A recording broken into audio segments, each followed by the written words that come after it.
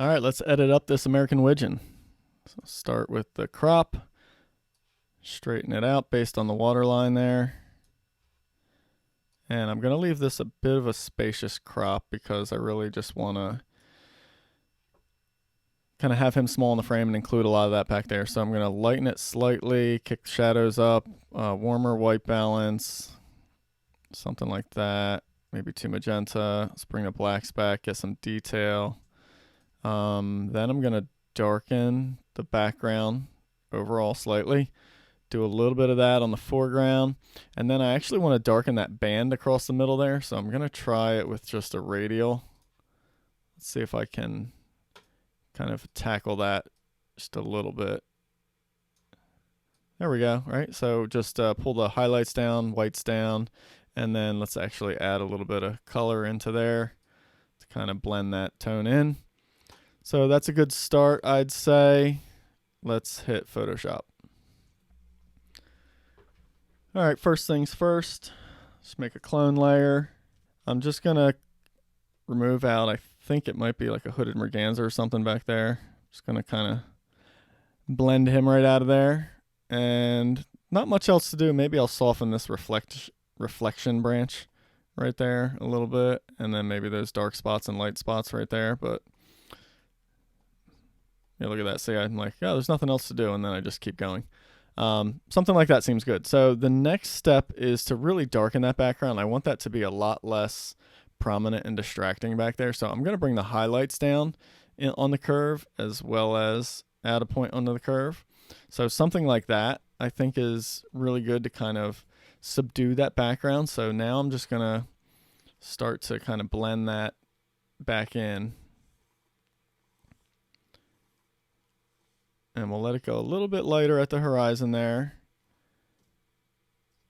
And maybe actually I'll add a little bit more darkening back in overall on the water, but then I'll come back in with a much smaller brush here and paint it off of the Wigeon. So none of that darkening effect is happening right on the bird itself. So I'll just paint this out real quick. Don't have to be real precise around those edges there. And we'll just lighten up the reflection a little bit so it somewhat matches, right? It'd be kind of weird to have a reflection of a much different tone. All right, so I think that's pretty good. I want to enhance the kind of warm brown tone on the side of the drake there. So I'm gonna make a curves layer that adds a little warmth, paint that in. There we go. And now let's make that head pop. So we'll go much lighter. Make sure I maintain contrast. Then I'll paint that in. Definitely want the green to really show there.